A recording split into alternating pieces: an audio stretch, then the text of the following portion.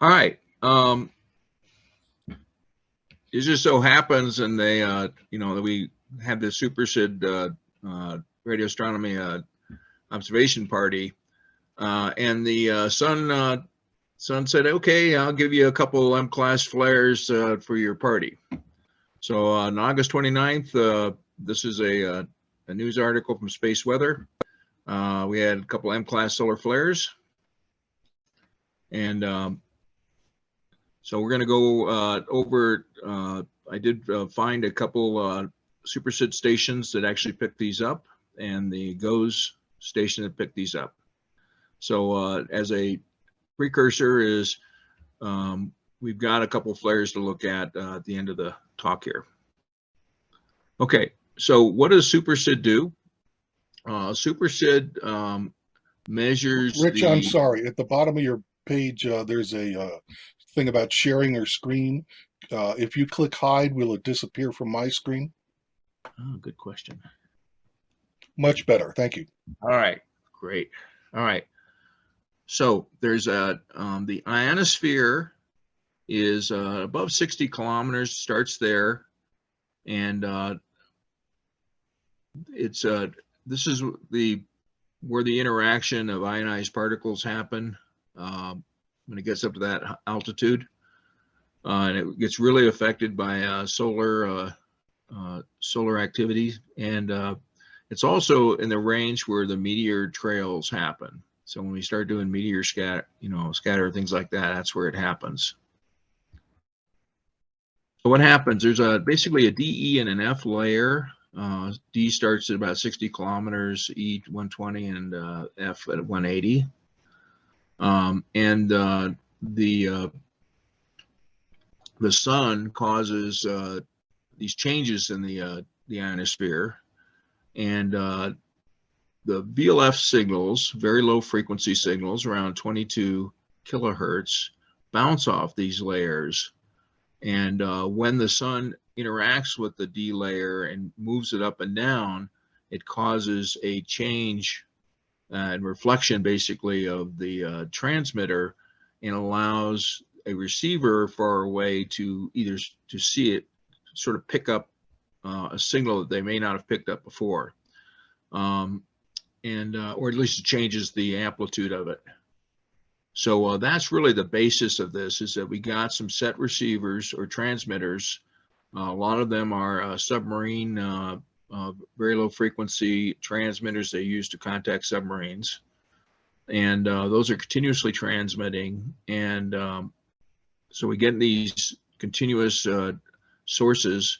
And as the D layer moves up and down through night and day variations and from solar flares, you'll see all this activity on your SuperSID station. This is just a small list of transmitters. If you go to the website, you'll find them all. The goal here is to sit there and find one that is close enough that you can receive it, but not right on top of you. It's good to have some range between you, but you also have to be able to see something.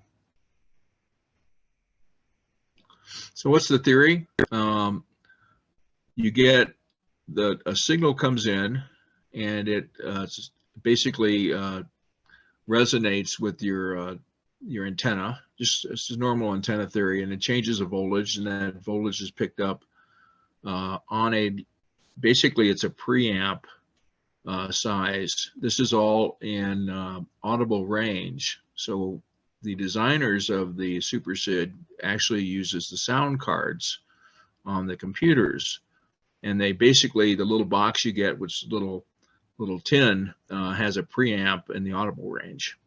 So what you're looking at is 22 kilohertz of resonance coming in, and there's basically using that, you have meters of wire in order to make it get it. The basic antenna kit, real simple. It's just a lot of wire and connectors on the bottom that connect two wires, and those go all the way to a little preamp.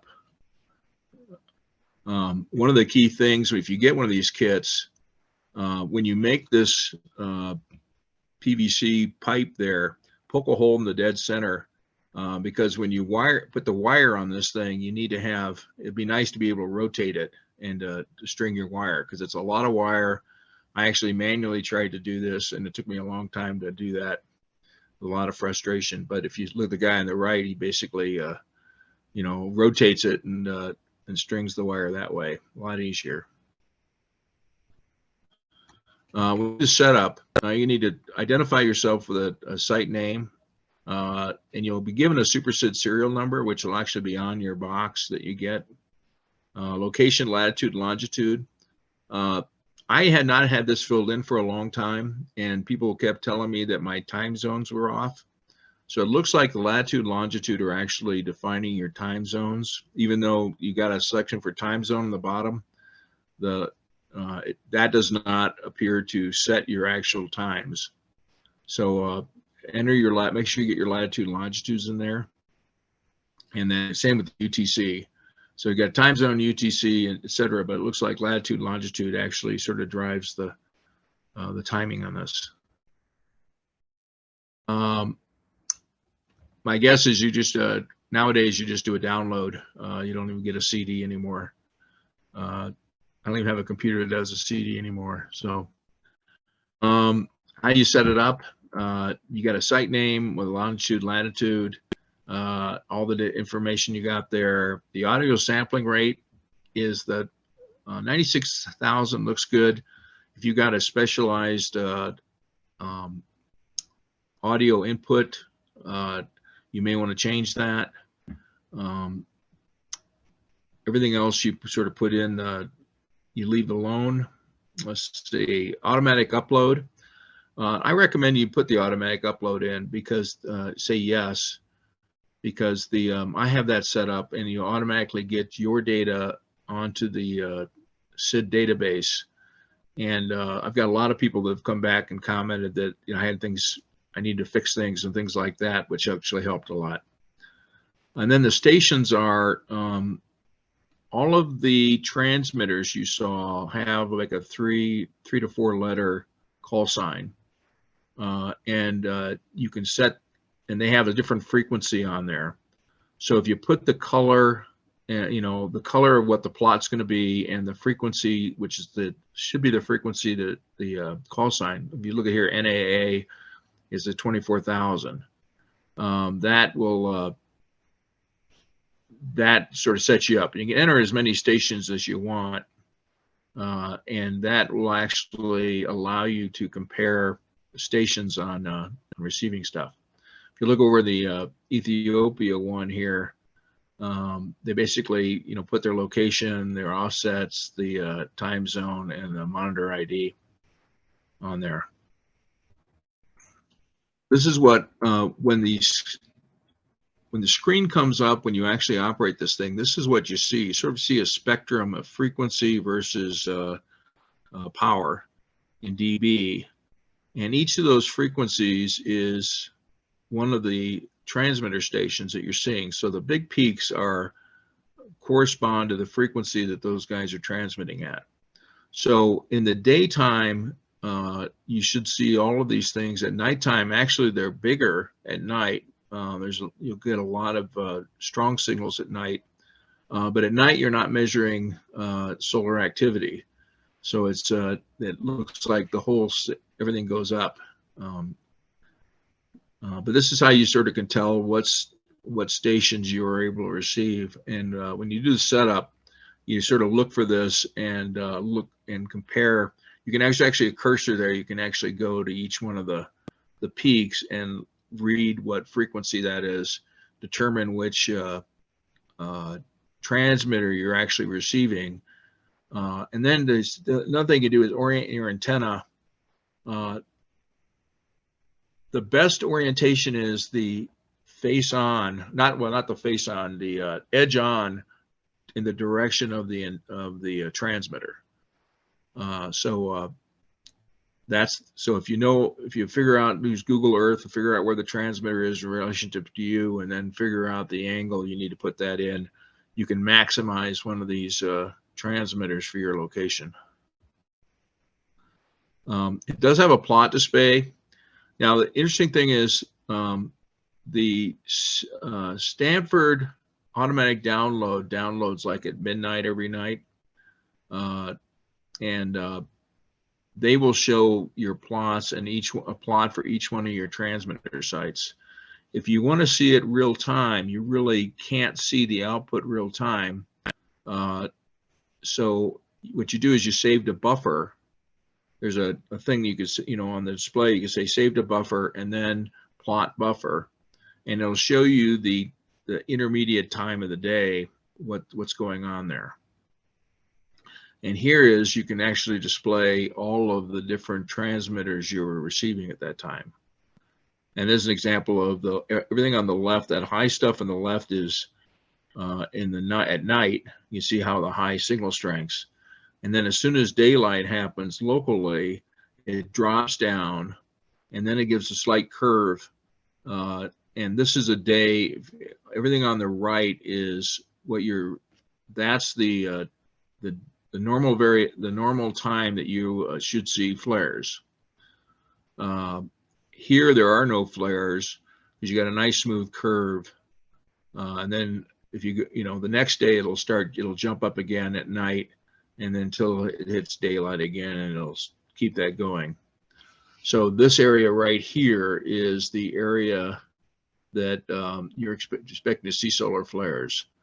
Here's where night shows up, and here's as soon as daylight hits, this drops down really quick. And everybody always has this bump here, and I'm not quite sure what the bump does, but the real signal stuff is right here.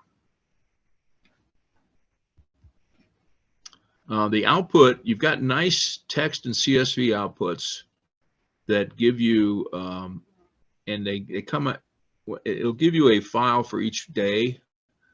And so if you know the day of, if you've been recording this thing and you just leave it alone for a month and you don't do anything, and you find out there was a solar flare on the 29th of August, which it was, you can go back and look at your 29 August files and pull them up, and they'll plot very nicely. You'll see, you can either see if you got the flare or not from your location. So very nice, and it's very easy to analyze the data, etc. And I'll show you a tool that I use a lot called Sid Grabber that actually makes it a lot easier. Okay, so what are we expecting? A normal, no flare day, just like we said in that last picture. During the night, you're going to see these high variations here. That's because that D layer is moved. And during the day, you're going to see this nice curve here, and local noon, it pumps up a little on local noon and it comes down. But you don't see any bumps. Okay. And obviously this is UTC time down below. And I'd say sunrise, it drops really quickly, and sunset, it goes up pretty quickly. If you see something like this, that means you're not getting the signal from that station. You should see the good way to check your SuperSID data that you're actually receiving a station is that you get those big jumps. You should, a normal station that you're receiving, you should get these jumps at night, even though you have no flares. Okay. If you don't get that and it looks flat all the way across, then you're really not getting that station at all.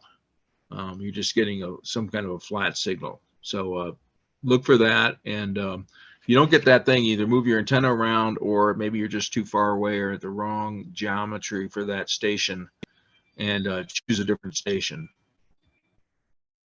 Sometimes you get, just like the rest of us, a bunch of noise. This is an example of a noisy station. That means that you're, either the noise goes away or you choose a different station, a different frequency. Transmitter down for maintenance. This happens quite a bit. And, you get, this is the transmitter up, and then all of a sudden it drops to nothing. And then it comes back up. that means the transmitter was down. And I think this is a test they do sometime during the maintenance.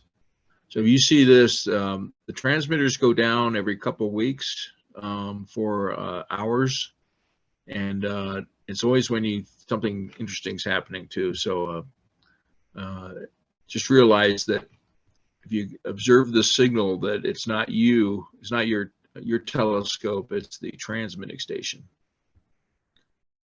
Okay, so what do flares look like?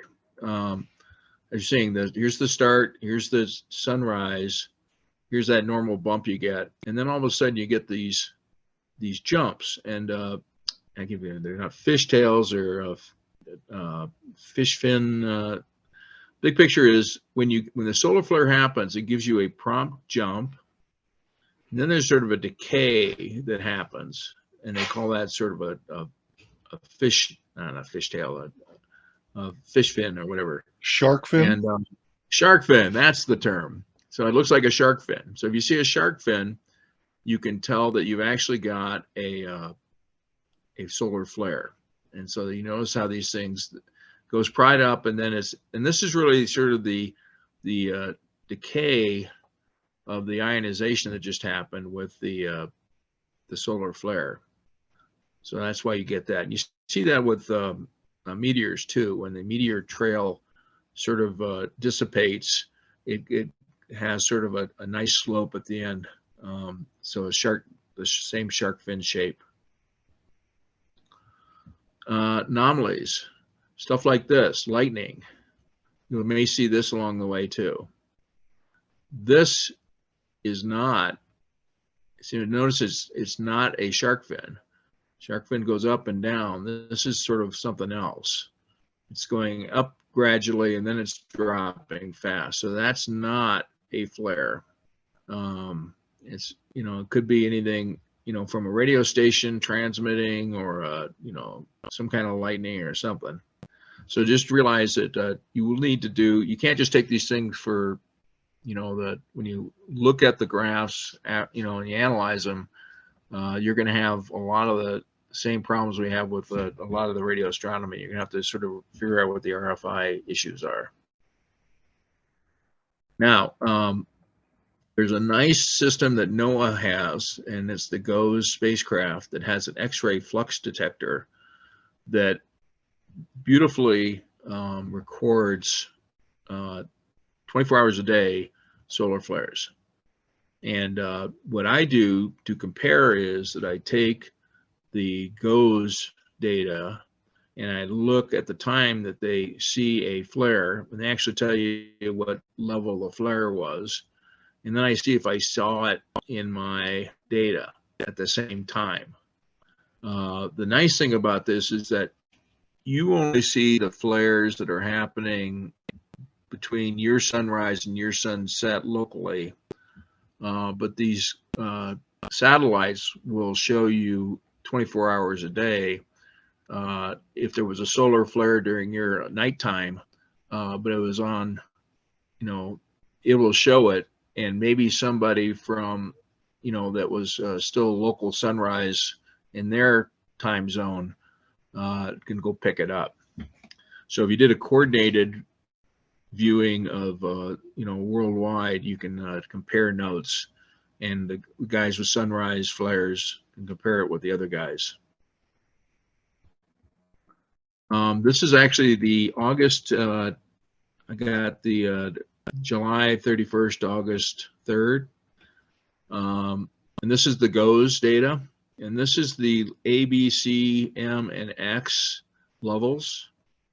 So those are just the severity of the flare. And what I normally see is the B's and the low C's. I might be able to pick up a low C, but I rarely pick up a B or an A because of the signal strength involved. But a high C and an M and an X, I have picked those up very regularly. So here you'd see that we might be able to pick up the peaks here on the C's for these days. And you can look at the data and basically go back to your files and see if you found them. Now, what I use exclusively is the SID Data Grabber. AFSO, in fact, Rodney Howe is just one of our long-term members, runs the AFSO solar collection effort. And he collects he has a bunch of observers that do the sunspots, that they optically look for numbers of sunspots. And he has a bunch of people using SuperSIDs to record where the solar flares are. And they use Sid Grabber to actually mark where the solar flare starts and ends. It records it on a standard format, and all Rodney has to do is take all these 20 or 30 observers, and he automatically sucks that data from those files into a common output, and he can determine how many people have seen which solar flare, and then he reports that monthly in a solar flare report that AFSO puts out. So very cool, and I recommend highly if you get one of these and you just want to do normal observations, get a hold of Rodney and volunteer to be an observer. It takes me about I let the system run, and it takes me the end of the month about an hour to just walk through every single file using Sid Grabber, looking for the flares, marking the spot, and then sending him the file, and that's it. Then he compares it with all the other worldwide observers he has, and it's sort of fun. And it also allows you to, hey, I'm using my radio telescope for good. This is what the Sid Grabber basic screen looks like. This is the observer number you'll be given. Rodney will give you that. What happens? You get solar flares down here. Well, you'll get the plot that you normally see down here. You look at the station, the frequency, and then what you'll do is you'll just click where the start of the flare was, where the end of the flare, and then how big of the flare. There's an importance thing. And then you'll add it to the report, and it'll pump out. It'll actually produce a text report that you can actually look at, and then you just take that file that it produces, and then you just email it to Rodney. This is an example of an output. This is my 2017 eclipse that I observed. I did a whole series of papers on predicting that the SuperSID can actually detect an eclipse. This was the Great North American Eclipse, and it did. And it just happened to be in the right spot. NML station was northeast of my location in Colorado, and I basically predicted that it was almost dead center where the eclipse was going to come in. And so with a little geometry, I figured out that it was going to look just like that, and my output was almost exact, the exact size and shape and everything. So this is an eclipse. Now notice it's not a shark fin. It was the difference between an eclipse and a flare is that an eclipse looks like a sunset, sunrise, quick sunset, sunrise to the ionosphere. So this basically comes up, is related to how much it comes up here, and it drops down is related to how fast it drops down here as the moon crosses the sun.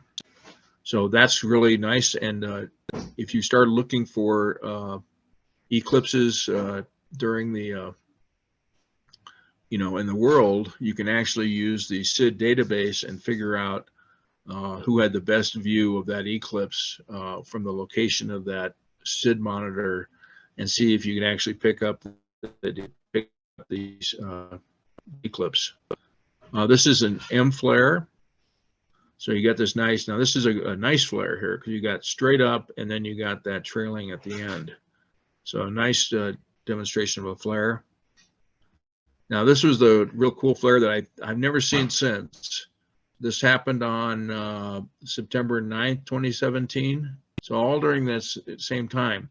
This was an X, I forget it, almost an X8. It only goes like X9 or 10. And this was one of the highest markings there. And I picked this up, and you notice it came up, but then the ionosphere was a mess for the whole day after that. So this is a nice one to look at and see if what it looks like when you really get a very solid hit with a flare. This is the SID website, and what you'll do is you go, if you want to get your SID monitors and the book on how to put things together, things like that.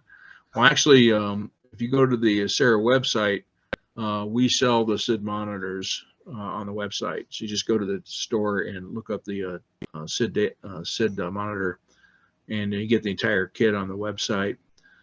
Here is where you would look for all that background data on publications and the theories and how you build the antennas and things like that will also be on this. This is an example of August 25th on the Stanford website. I picked this is a NAA is a transmitter. UTP 0383 is a station, and I'm not quite sure exactly where it's at. It's not one of my stations. It's just a station that I found a good set of flares on. So on August 25th here, that's 1800, so 16 to 1900 or so, you had 3 large flares right here.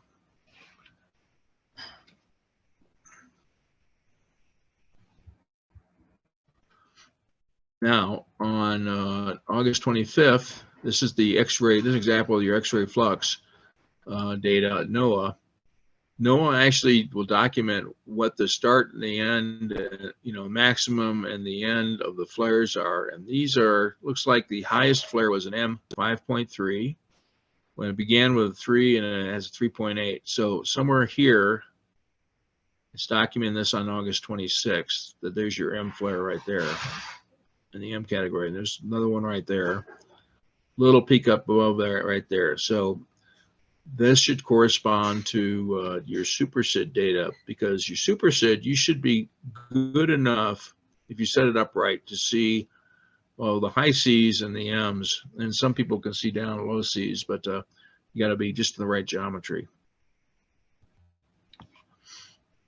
Let's see. This is August 25th. Right here, I'm just sort of showing where you got another couple of M flares here.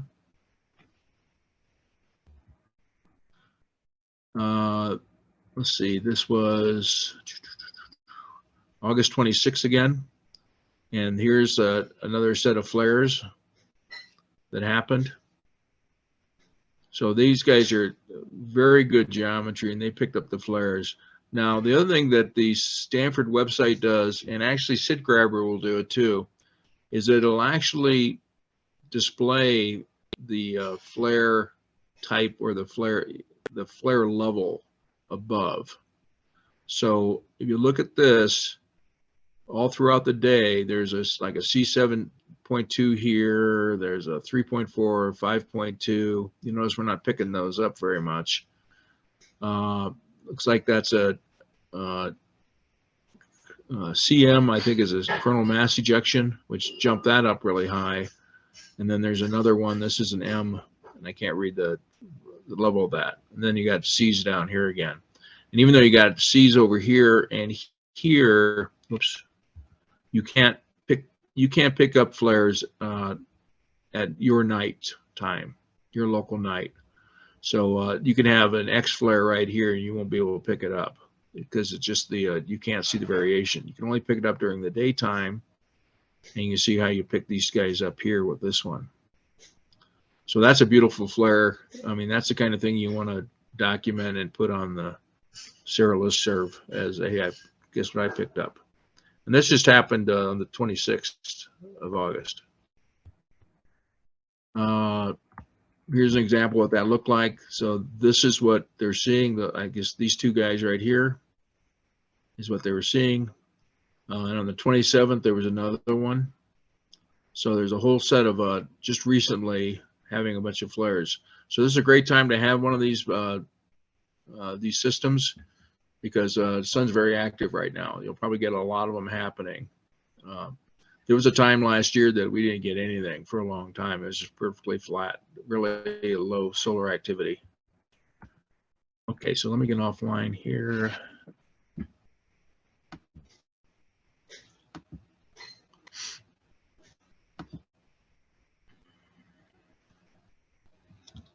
Okay. Any questions about SuperSID and how to do that? Yeah, Rich, I have a couple of questions. Sure. Yeah. First of all, do the stations, I understand, I think the stations have to be in a generally the same longitude that you are, within a fairly decent range or anything. Is that true? Yeah, they gotta be somewhere in the vicinity. Let's see, the one at NML, which is my best station, is in Canada, North Dakota. So it's about 800 miles away. And I don't think it's the longitude, because it could be the same latitude. It's just I think it's a range and an angle and a signal strength level. And you might, if you have a good antenna setup and a better thing, you might be able to pick up faraway stations, just like any radio you have. So if your antenna is not built very well, you probably won't be able to pick up the farther stations.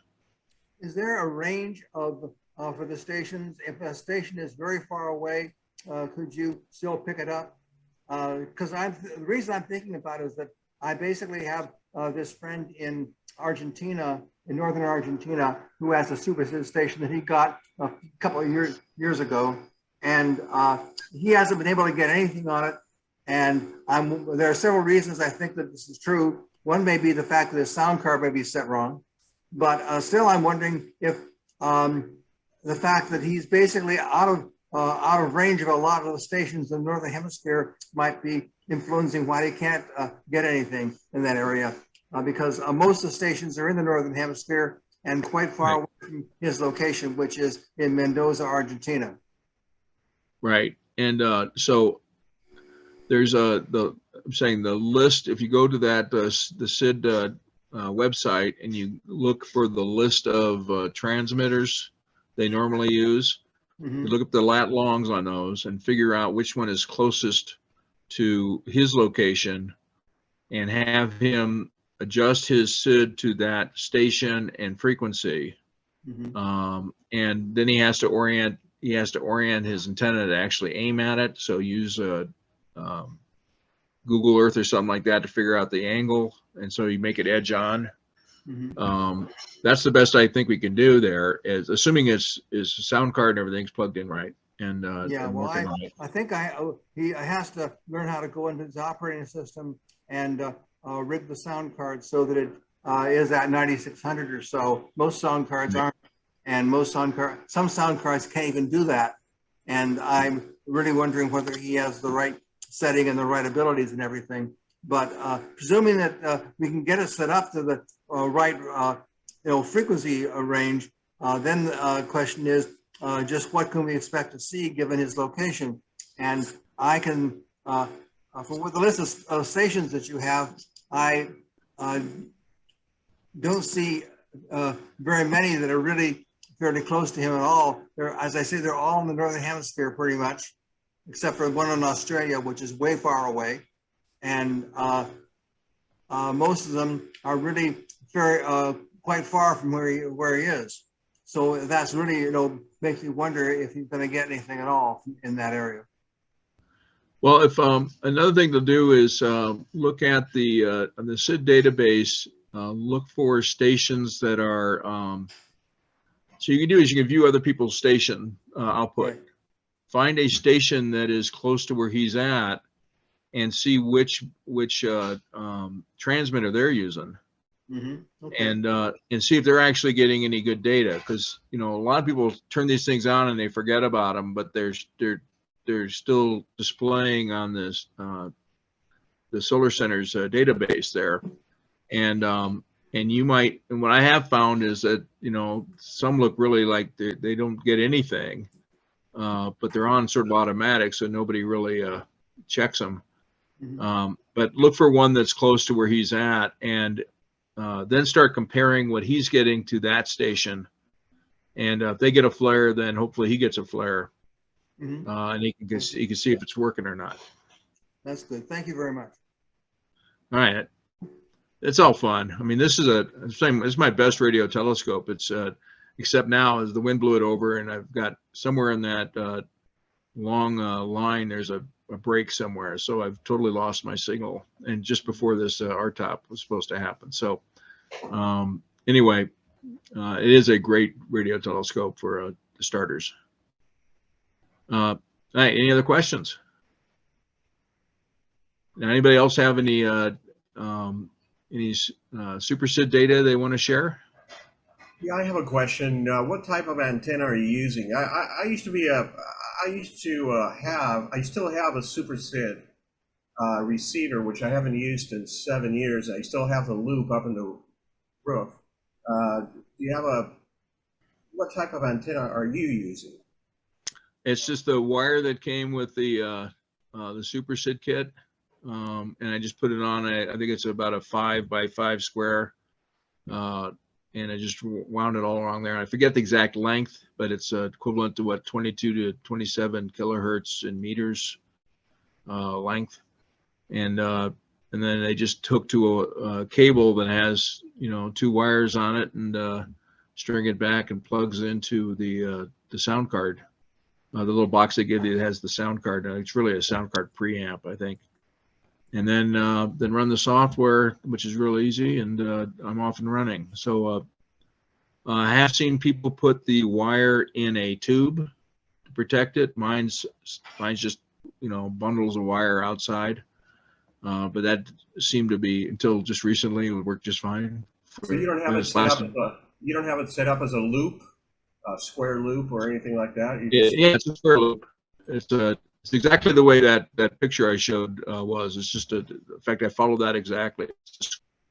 You can also use a vertical whip, and but then you need a high impedance pick off the whip and some lightning protection. But you're just sensing the vertical. You're sensing the vertical electric field,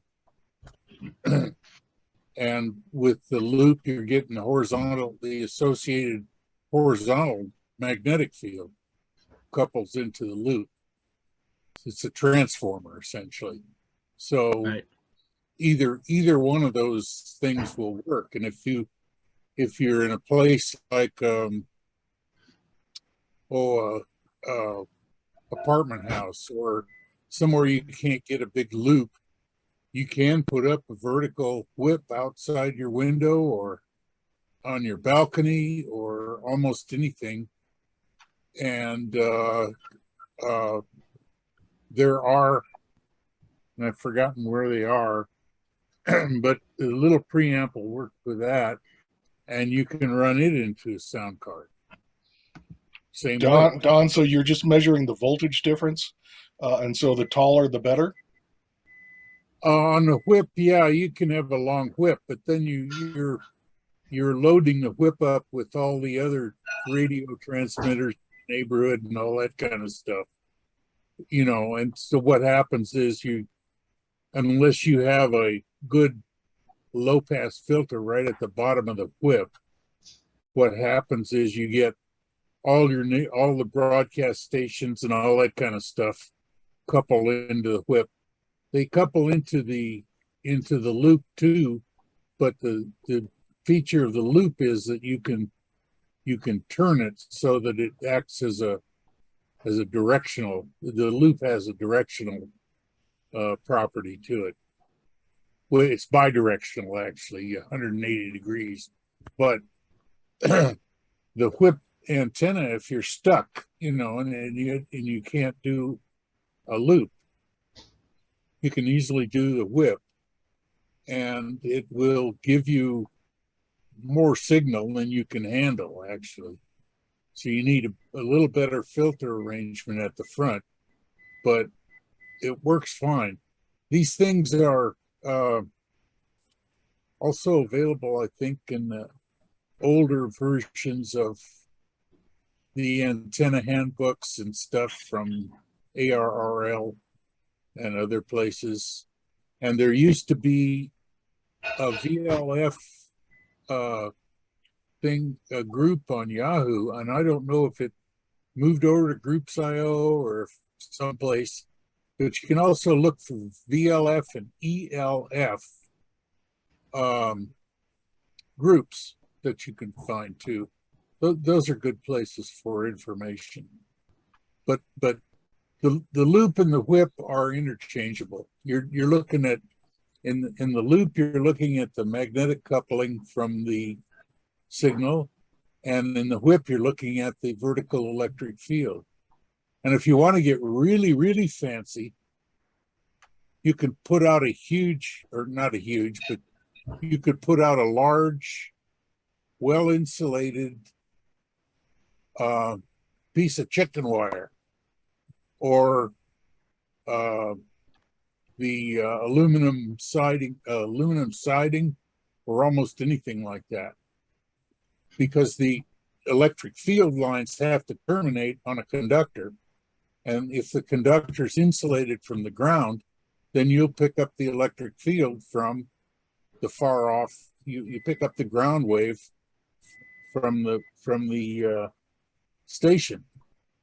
So that's another fun thing. If you can insulate your steel roof, you can have a hell of a nice. But again, the same thing is true as of the whip. In other words, you're looking at the electric field value, and so broadcast stations, all other kinds of things will also interfere. And again, you can't. The flat plate antenna can't be used to get rid of some signals by pointing it. In essence, that's what makes the loop good, is you can at least get rid of a whole bunch of overloading kinds of signals. Anybody else? All right. Well, I hope this helped, and have fun with that master index. And if you've got, if you don't have all the journals and the proceedings, you can get them on the, you go to the store, SARA store, to get those. And then they've got a lot of articles on SuperSIDs and how they build it and what's going on with that. So it was interesting to look at those. All right. All right. Then I guess we're done for the day. And thank you very much. Thank you. All right.